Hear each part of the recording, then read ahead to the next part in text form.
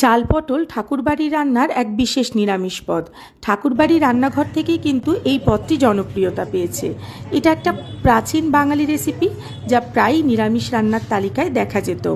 এই পদের বিশেষ সুবাস আর টেক্সচার আসে গোবিন্দভোগ চাল থেকে। এটি ছোট দানার আঠালো ও সুগন্ধি চাল, যা পটলের সঙ্গে একসঙ্গে রান্না করা হয়। এই রেসিপি আমি প্রজ্ঞা সুন্দরী দেবীর লেখা 100 বছরের পুরনো রান্নার বই আমিষ ও নিরামিষ আহার থেকে নিয়েছি। তিনি ছিলেন রবীন্দ্রনাথ ঠাকুরের ভাইজি। ঠাকুরবাড়ির কিছু রান্নায় এই পদটি ছোট নরম করে ভাজা পটল দিয়ে তৈরি করা হয়, যা পরে চালের সঙ্গে ধীরে ধীরে ফুটতে থাকে। ফলে তৈরি হয় এক ধরনের পোলাওয়ের মতো টেক্সচার, যা এই পদের বিশেষ আকর্ষণ। যাই হোক, এগুলো তো আমরা এই রান্নাটা করতে গিয়ে তার ইতিহাস সম্বন্ধে জানলাম, কিন্তু রান্নাটা এখন কিভাবে করছি আপনারা একবার দেখে নিন। পটলটাকে প্রথমে খোসাটা চেঁচে নিয়েছি, তার মধ্যে হলুদ আর লবণ মাখিয়ে নিয়েছি। আপনারা চাইলে রান্নাটা একটা কড়াই করতে পারেন। আমি কিন্তু এই রান্নায় দুটো কড়াই ব্যবহার করেছি, কারণ পটল ভাজলে তেলটা কালো হয়ে যায়, দেখতেও কেমন হয়।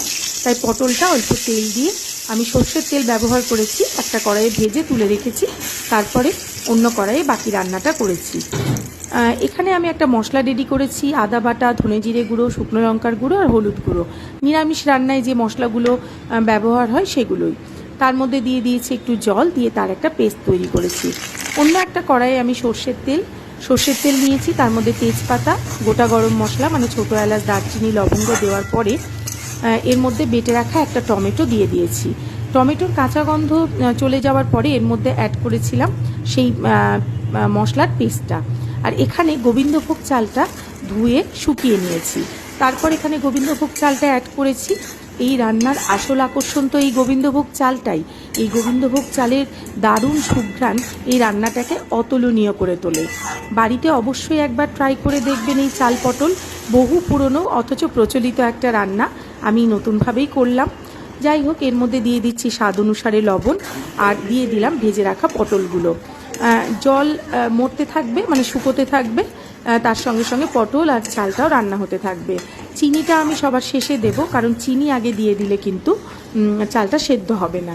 তাই নিরামিষ রান্নায় তো একটু চিনি দিতেই হবে। দিয়ে দিলাম কিশমিশ, আর সব শেষে দিয়ে দেবো ঘি। ব্যাস তৈরি হয়ে যাবে দুর্দান্ত স্বাদের ঠাকুর বাড়ির চাল পটল। বাড়িতে অবশ্যই নিরামিষ দিনে একবার ট্রাই করবেন। খুবই চেনা একটা রান্না, অথচ সাবেকি একটা রান্না, যা বাঙালিদের ঘরে ঘরেই হয়ে থাকে। অবশ্যই ট্রাই করে জানাবেন আমাকে কেমন লাগলো এই চাল পটল। ভালো থাকবেন সবাই, দেখা হচ্ছে নেক্সট ভিডিওতে। ততক্ষণ পর্যন্ত টাটা।